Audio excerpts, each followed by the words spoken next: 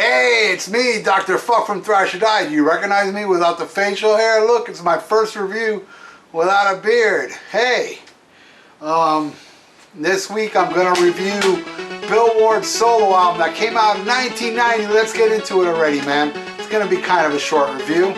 I took notes and not much to say. It's a great album. It's a Black Sabbath related channel, so I should review it. This is Bill Ward, Ward 1. Along the Way.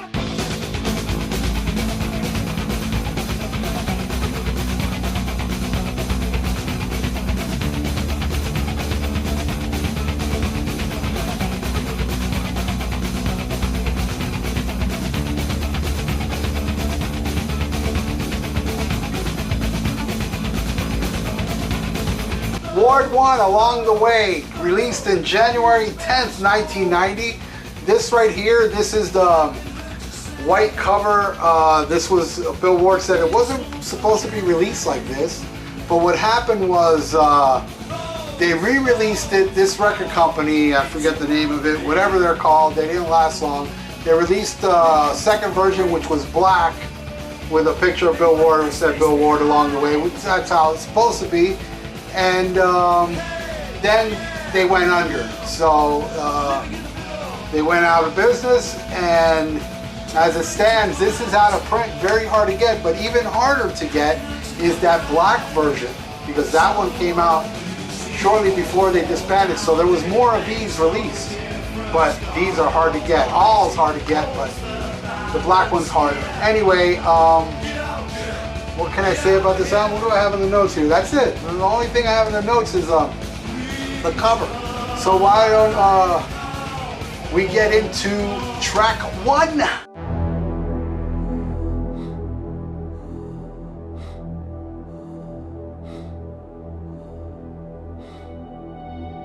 Okay, track 1 is called Mobile Shooting Gallery. It starts off kind of eerie, kind of Pink Floyd-ish. This whole album is very Pink Floyd-ish in a lot of spots. It starts off eerie, but then it catches up to an upbeat beat like type song that I really love. It's kind of busy, it's kind of all over the place. Like this album has so many different textures. It's not just one thing.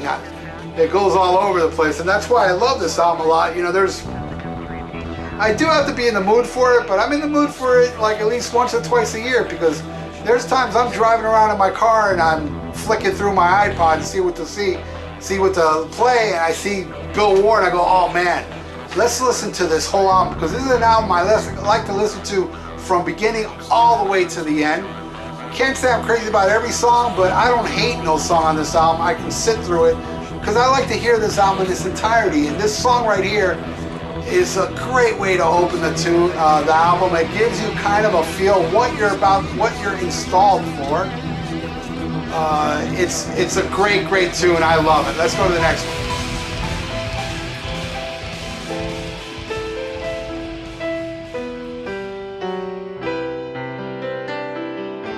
Short Stories. This one is it's pretty much an intro to the next song.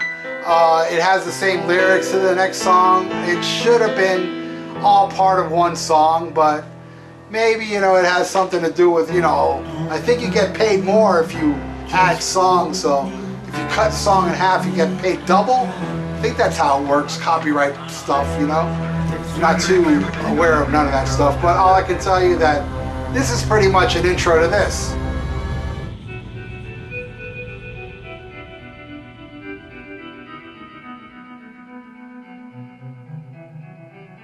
Bombers Can Open Bombay, Ozzy Osbourne on vocals, and this is, they made a video for it, and this video here is like one of my all-time favorite videos. I love this video. It has a lot of history of the world footage, and it's just a lot of cool stuff. It's home movie footage, and then footage of, you know, them in the studio, and Bill Ward playing on a little drum set. This song is like my second favorite song on the album. I love the hell out of this song. It was shown on MTV back in the day, maybe once, maybe twice. I know I saw it once. but maybe it was showed twice. Not sure. I maybe even think Beavis and Butthead once watched this video. I could be wrong. I think they did. Somebody correct me down there with the comments, because I'm pretty sure I saw Beavis and Butthead watch this movie video once. Not sure. Anyway, Bombers Can Open Bombay is a great epic tune with an amazing video to go along with it. I love it. Let's go to the next track.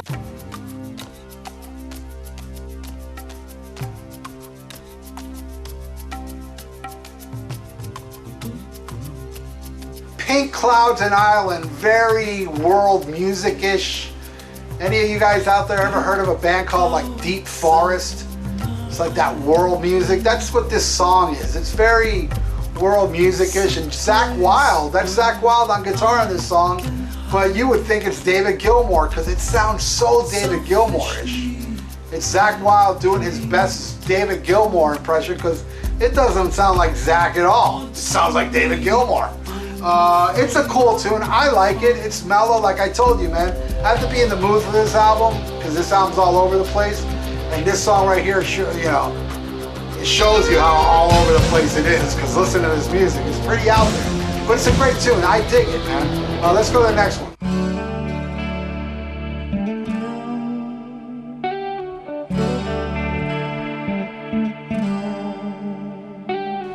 Light Up the Candles, Let There Be Peace Tonight. A beautiful, beautiful, like ballady type song. Jack Bruce on vocals. This is, and bass. He plays bass on this one too. It's beautiful, and I love the structure. I love the vocals on it. It's just done very well, man. This is a beautiful song. Again, not your norm, not what you'd expect from Bill Ward, the drummer of Black Sabbath, but again, you know, it shows how musical Bill is, and I love this song. It's a great tune. Let's go to the next one.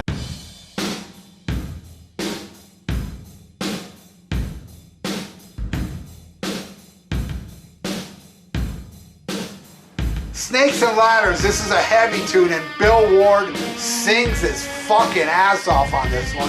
I love this song. I love how the vocals like build up, and then he just screams and goes, yeah, yeah, yeah, afterwards. Woo! I love it. You know, I can't sing like Bill, man. Bill, underrated, man. I mean, Swinging the Chains, It's Alright. We already know those songs from the Black Sabbath, but I love his voice. It's unique, man, but it could be powerful, and you can see it all over this song. This is a great song, Snakes and Ladders. One of my favorites on here. Let's go to the next one.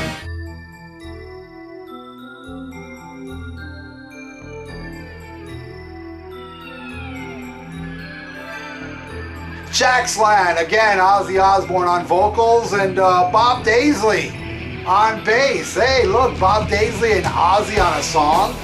Well, I guess they weren't, I mean, in bad, like total bad blood yet, because I think he worked on No More Tears, which came out around this time. But again, you know, I don't want to even get into the Bob Daisley stuff, because I got a lot of hate from talking about Bob Daisley in the past, so I don't feel like I want to, like, yeah, fuck it, I'll bring it up. Bob Daisley's a bitch. He kept getting fucked over by Ozzy and Sharon, fucked over, and I don't think it's cool that he got fucked over, but at the same time, why did he keep going back? That's the part that I don't understand. Why do people defend him if they know he got fucked over and he kept going back? And also that he signed his rights away. He admitted this, you know, for Bark at the Moon. They paid him so Ozzy could get all the writing credit, and people are pissed off about it, but yet nobody says, hey Bob, why'd you sell the fuck out? That seems to be okay, but if somebody like Metallica does it, then it's wrong. Fuck people. People suck. Anyway, sorry going into that little tirade, but Jack's Land is a cool tune. I wonder if this song's about Jack Osbourne or maybe Jack Bruce, I don't know. But it's a cool tune, it's a little out there, nothing like Ozzy's solo stuff, or even Black Sabbath stuff, but that goes to show for this whole album. This whole album's all over the place. This is an album that you can't pinpoint what type of music it is. It's just all over the place, and Jack's Land is another good example of that. So let's go to the next one.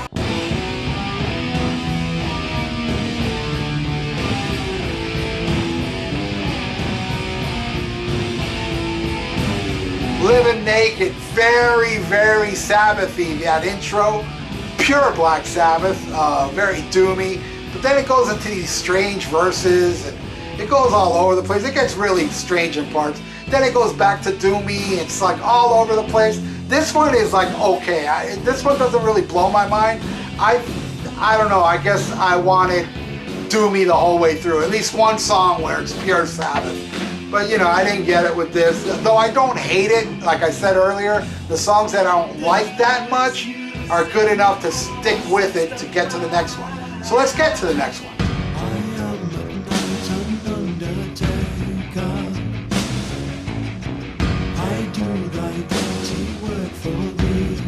Music for a raw nerve ending. This is another strange one. Not too crazy about this one too, but like I said about the last one, I can deal. Very Pink Floyd-ish. Very short song. And yeah, it's alright. It's not that bad. Let's go to the next one.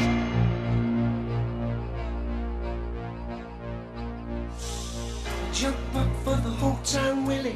Go get a battle, man, you look so pretty. Tall Stories.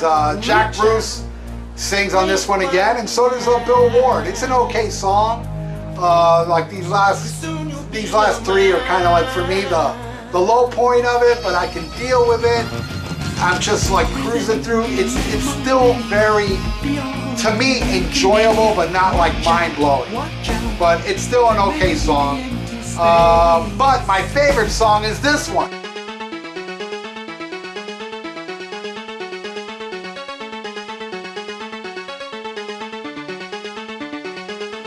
Sweep, the standout track on the album. Fucking fast, heavy, but still weird as hell. You can't pinpoint what type of music it is. Great drumming on it. It's a great fucking song. I love this song, Tall Stories. Sweep. Tall Stories I didn't like that much. Sweep is like my favorite track off the album, and it's a good way to like end the album, though it's not technically the last song. The last song is more like an outro. Here it is.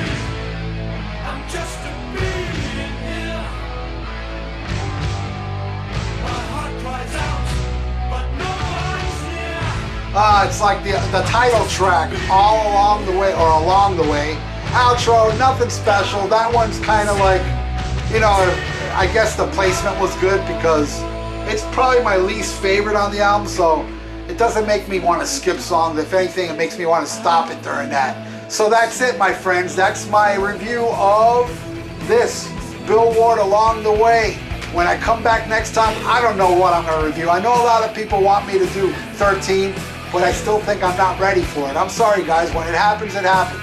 So I'll probably pick something else to do. Maybe it will be 13, who knows? Or another Sabbath-related CD, which I have a few of them. Anyway, so thanks for watching, people. Bill Ward Along the Way. I highly recommend this album, though it's very hard to find. It's probably very pricey too now. I bought it when it came out before it turned into a black cover. I recommend it. I love it. Long live Bill Ward. See you next time.